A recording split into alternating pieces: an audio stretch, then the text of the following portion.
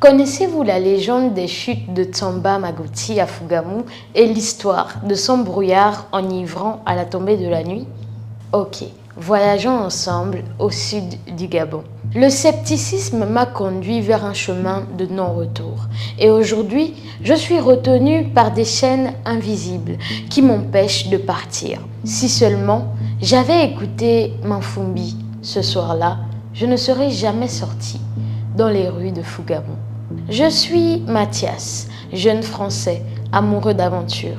Mon meilleur ami s'appelle Nzao, originaire du sud du Gabon, et nous partagions une chambre dans un campus non loin de Paris. Grâce aux histoires saugrenues les unes et les autres qu'il me racontait les soirs entre deux pauses révision, nous prîmes la décision d'aller voir ses grands-parents qui vivaient à Mouila. Mais avant Mouila, une ville attirait mon attention, de par la légende sur laquelle elle reposait. Cette ville était Fugamu. J'arrivais un mercredi en terre Guichir, sur la route de la Nationale 1.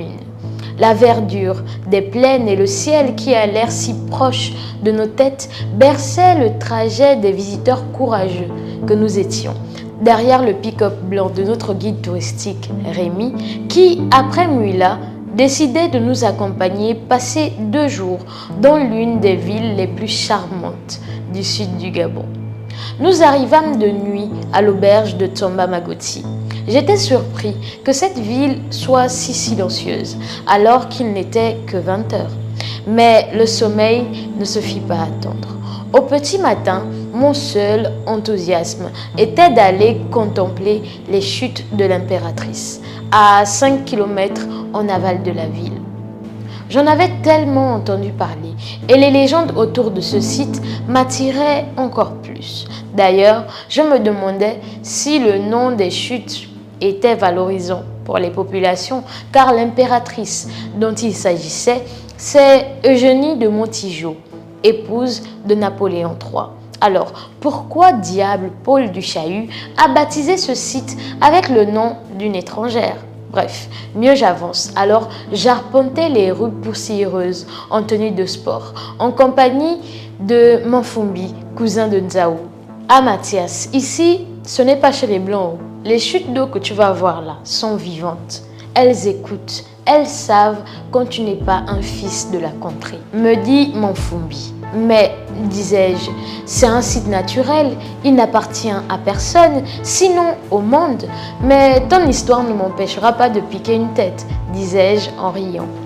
Peu à peu, nous approchâmes le site et il faut dire qu'il était d'une beauté mystique. J'hésitais d'ailleurs à plonger.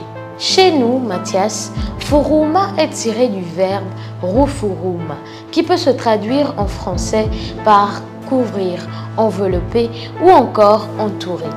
Les chutes se sont vues baptisées de la sorte à cause de la brume qu'elles produisent au crépuscule et à l'aube. D'ailleurs, le mot Furuma peut être utilisé pour désigner la brume ou le brouillard. Mais sinon, le nom d'origine des chutes est Tsamba Magoti, issu du récit mythique de 2 génies qui auraient eu comme lieu de résidence ces chutes du fleuve Ngounié au Gabon. Ils fournissaient et réparaient tout outil et toute arme de fer, de métallurgie apportée par les hommes au pied des chutes. En échange, le respect de la quiétude, de la sainteté des lieux et peut-être la continuité de l'activité de métallurgie furent garantis de façon apparemment tacite entre les 2 parties. Cela jusqu'au jour où un homme et son fils vinrent épier les 2 génies. Se sentant trahis, ces derniers les transformèrent en termitières et du coup cessèrent leurs activités. D'accord, Manfumbi, c'est intéressant. Mais pourquoi m'en parles-tu? Retorquai-je. Parce que cette brume de Fugamu est mystique, mon ami. Elle est formée par la rencontre de ces 2 génies, mâle et femelle, Tsamba et Magoti. Leur amour se percute au point de rencontre des 2 cours d'eau et il dégage ce brouillard enivrant qui séduit tous ceux qui, à partir d'une certaine heure, sont dehors. Et après, qu'est-ce qui se passe? eh bien, soit tu ne retournes plus jamais chez toi, soit la voix de Magoti t'attirera jusqu'à elle et tu vivras à jamais dans les eaux du fleuve. Je répondis alors à Mafumbi, ce sont des sottises pour effrayer les enfants. Il faut un peu te détendre. Je t'aurais prévenu, Mathias. Cet avertissement, si seulement je l'avais écouté, je ne serais pas sorti ce soir-là. J'ignore où je suis. Est-ce le monde des vivants ou des morts? Ici, les ombres enveloppent le paysage et le brouillard est omniscient. Ce fameux soir, jour de ma disparition, j'étais debout au carrefour Belle-Fille, qui portait bien son nom d'ailleurs.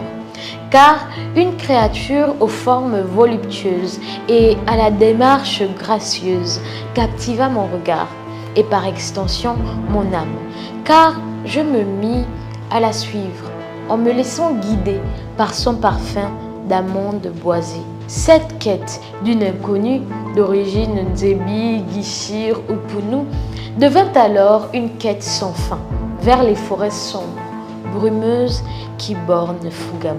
Ceci est un extrait tiré d'une légende vraie qui berce les soirées au sud du Gabon. Fouk Jazz attire et le soir, la brume sortie de nulle part envahit les rues dans le but de vous retenir, de vous faire ressentir l'amour éternel de Tsamba et Magoti. Je vous recommande vivement de visiter ces chutes, mais attention, une fois la nuit tombée, soyez prudents au brouillard de Fougamou. Notre voyage fait escale ici et dites-nous en commentaire si vous avez d'autres versions de la légende de Tsamba et Magoti. Sur ce, Oka Oka, on se dit à très vite pour un nouvel épisode des légendes de chez nous. Roulement de tambour sur Upper.